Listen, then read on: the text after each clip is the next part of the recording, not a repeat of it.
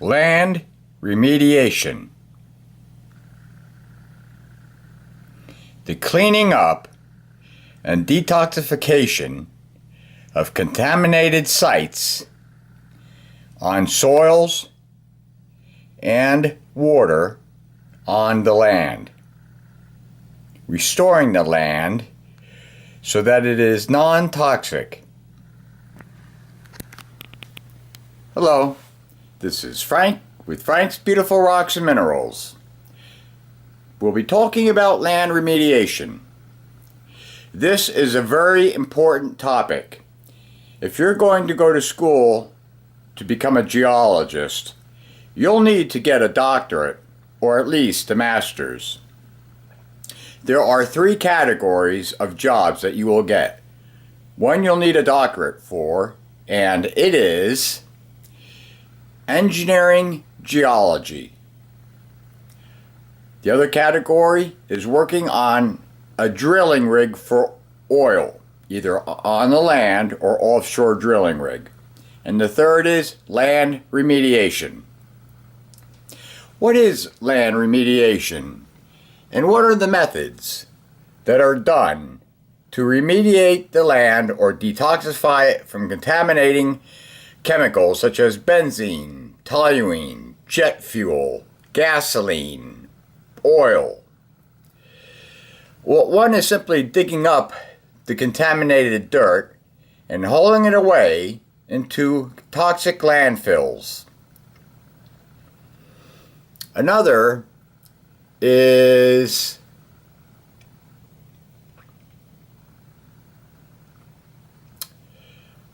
a method where a large machine with a conveyor belt, it has conveyor belts, is driven to the site to be decontaminated in situ or in place, meaning at the site. Ex situ means off-site, off location, such as oil, jet fuel, benzene, and more. Contaminated dirt is crushed to reduce rocks to particle size, or so the dirt is all the same size. This dirt is then fed to a rotary desorptor. This is the method of rotary desorption. The desorption unit is a drum that rotates while heating the dirt to up to a temperature of 12,000 degrees Fahrenheit. The contaminants are thermally destroyed and their vapors are released into the atmosphere. The dirt is cooled and rehydrated with cold water and then removed to a landfill. Another method is chemical oxidation. The contaminant tetrachloroethylene is destroyed by being oxidized by potassium permanganate until levels are below 11 milligrams per kilogram. According to the EPA approved amount for dirt to be considered clean. It's an in situ process. Another method is decontamination by activation by using potassium persulfate, persulfate and hydrogen peroxide. This is a new and experimental method and is being researched right now. The hydrogen peroxide is used as a control. It is found that the oxidizing sulfate radicals of persulfate destroy contaminants which are down deep inside the ground, such as TCE, toll-chlorinated, TCE something, benzene, 1,4-dioxane, 1,4-dioxane, and polychlorinated biphenyls in situ. It's an in situ method. Persulfate seems to be a good oxidizer to destroy contaminants. An ex situ bioremediation, another method. Fungi and bacteria are used to decontaminate dirt containing hydrocarbons and volatile hydrocarbons and consists of 3 methods: biopiling, composting, which composting itself consists of 3 different types, such as closed vessels, aerobic static piles, and wind drills.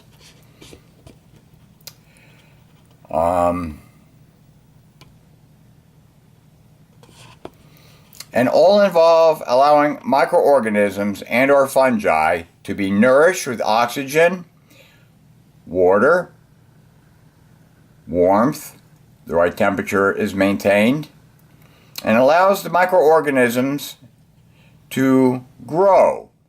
The microorganisms biochemically and enzymatically degrade the contamination, such as toluene, phenol, benzene, and acetone, over a couple or maybe 3 weeks. In situ use of plants is another method. There are 4 methods: bioventing, where microorganisms receive nutrients in optimal growth conditions and are allowed to destroy the contaminants through biochemical enzymatic reactions. Through biochemical enzymatic reactions. There's phytoremediation, where plants take up contaminants through their roots and are trapped in the plants. The plants can use then enzymes to destroy the contaminants. There's photostabilization, where the root systems of the plants themselves hold the contamination in place, preventing its spread. There's also photoextraction, where plants absorb the contaminants, degrade them biochemically with enzymes, and vent them through their leaves and stems, mostly leaves, through the stromata by means of transpiration into the atmosphere. And then the 4th method is rhizodegradation. Here, within the root system of the plant itself, the contaminants are destroyed enzymatically through biochemical reactions. Let's take a look at these methods.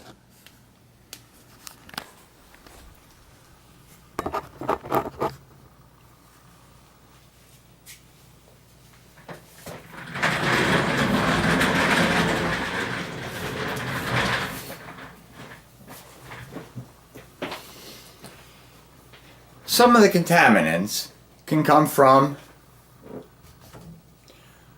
motor oil,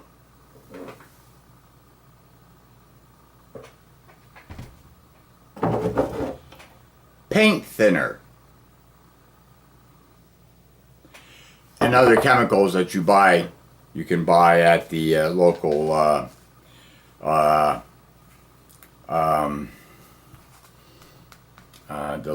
hardware store, such as toluene, the kerosene, and this charcoal lighter fluid,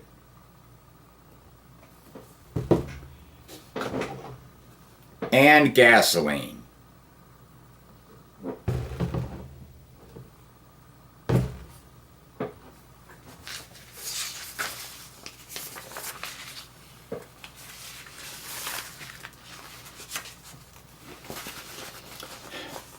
In all methods, the major consideration is to make sure that the cost of remediation is lowest for the client, but that optimization of remediation is achieved. So, the most simple method, removal of contaminated soil. You measure the plot of land to be cleaned up with a laser level. A laser level what's a laser level? What you do is you place tall spikes around the periphery of the land that is to be decontaminated. A laser level is then, which is on a tripod, is then centered in the plot. You walk around with a measuring stick to each of the spikes that are at locations around the periphery of the site to be decontaminated. You do this at dusk or when it's dark so you can see the laser beam. You measure the height of the laser on the measuring stick. You then go back and you do calculations. You take the number, the lowest height number from the ground, and you subtract it from all other height levels that you have found on the measuring stick.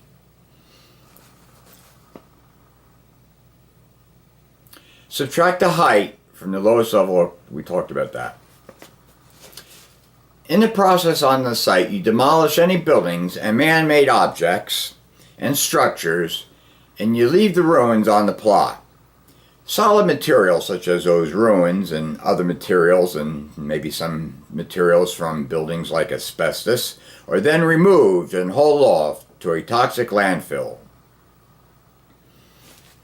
An excavator, I have a little model one, will then come in and excavate the dirt.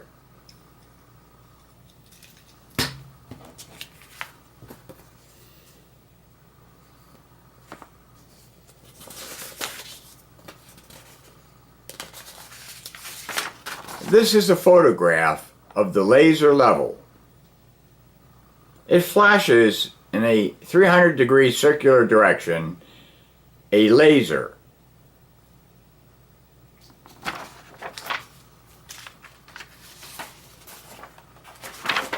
This is a diagram of an excavator digging up contaminated soil to be treated.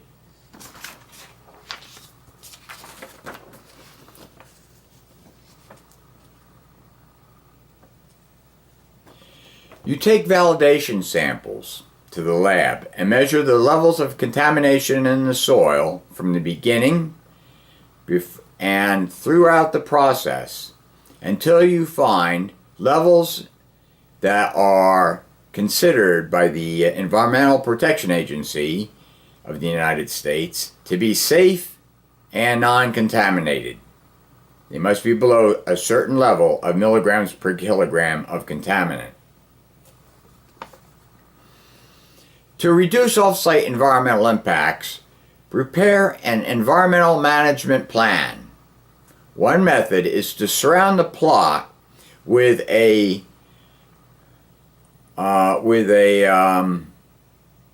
fence made out of fabric to contain dust and debris from leaving the site. So you contain the contaminants to the site while you dig it up and you churn it over, which would release dust and other particles and possibly also spread the soil to other locations. The piles of dirt will be removed as prescribed industrial waste. Have an environmental auditor look at the work being done and look at the laboratory analysis of the levels of contamination that exist at the end of the decontamination work. He will sign off on it and approve it as being a site that has been decontaminated.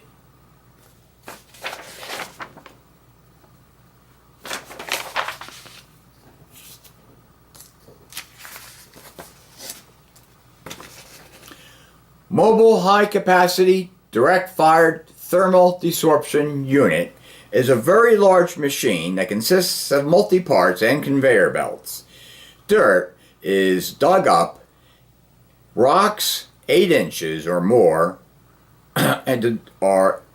which exist in the dirt and larger, are then fed through a hopper that has a grid on it that won't allow large rocks to pass through. Those rocks must be crushed up to smaller pieces and then refed through the hopper. A magnet removes all iron from the dirt on one of the conveyor belts and deposits the magnets into a container for removal. So that gets rid of iron materials. The dirt enters the rotary desorptor.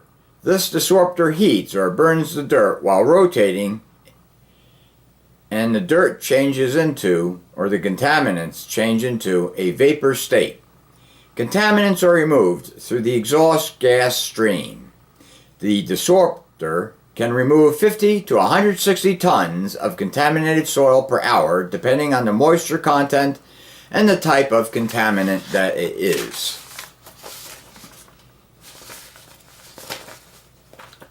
For optimal efficiency, the desorptor has 3 sections for treatment.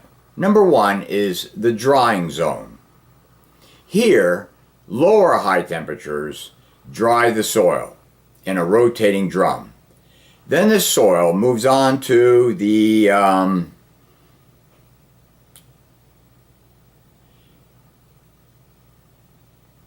heating zone, and then passes into the burn zone, which heats up the dirt to 1200 degrees Fahrenheit for 8 to 20 minutes. This high temperature destroys the contaminants such as hydrocarbons. This dirt is then fed to a bag house. In the bag house, the dirt is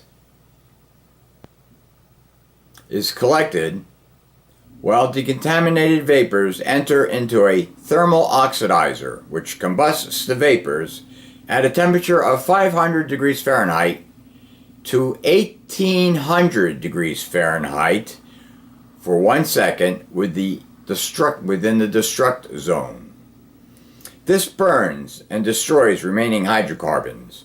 The rotary soil cooler then receives the dirt from the thermal